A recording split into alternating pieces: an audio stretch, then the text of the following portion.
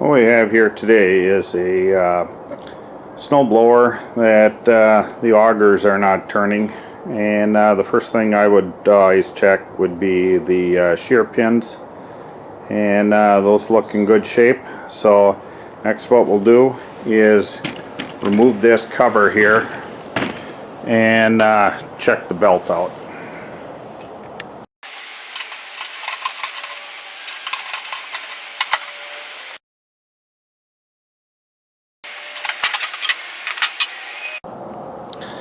Okay, what I'm looking at here is the belt for the auger here, and seems a little bit loose, so we might have to replace that belt.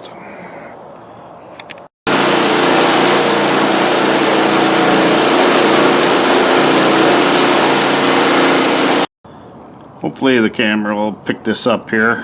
What we're looking at here is the belt that drives the auger. It's pretty well wore out on the side here, and under heavy snow load it won't pull the auger around. Do this in comparison to the dry belt here on the back here. It's got some texture on the side here, and it's got a little more grip on it. These belts tend to slip a little bit as they age, so it's probably a good idea to replace this belt.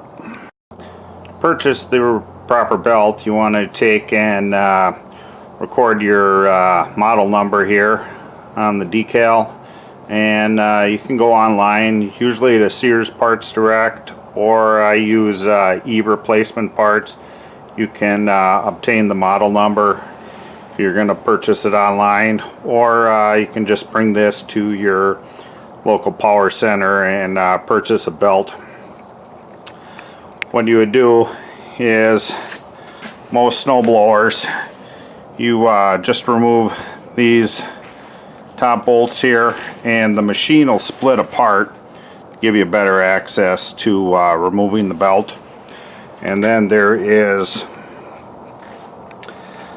one little rod here that helps hold the belt onto the pulley, and you'll need to remove that, and you can just put your belt on.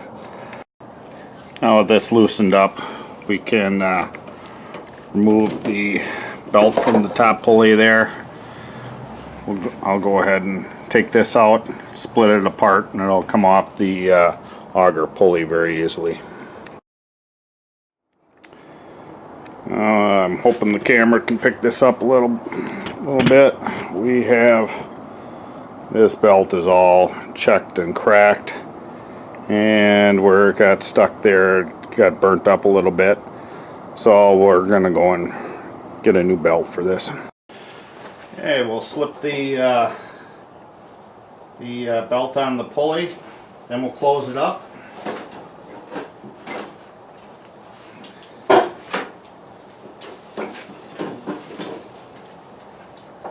And we'll go ahead and put the bolts in there, and then we'll thread it up around the idler pulley and the dry pulley.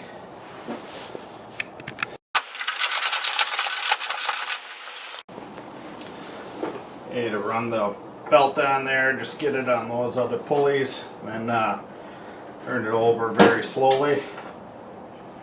Snap on there, and we'll get our bolts in here and reattach the front of the blower housing.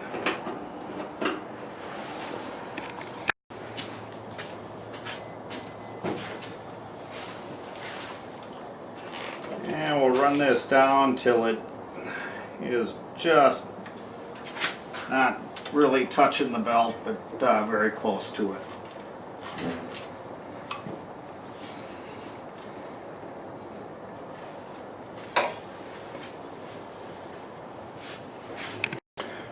Before you fire it up, you want to just look down here and just double check to make sure it's completely on the pulley.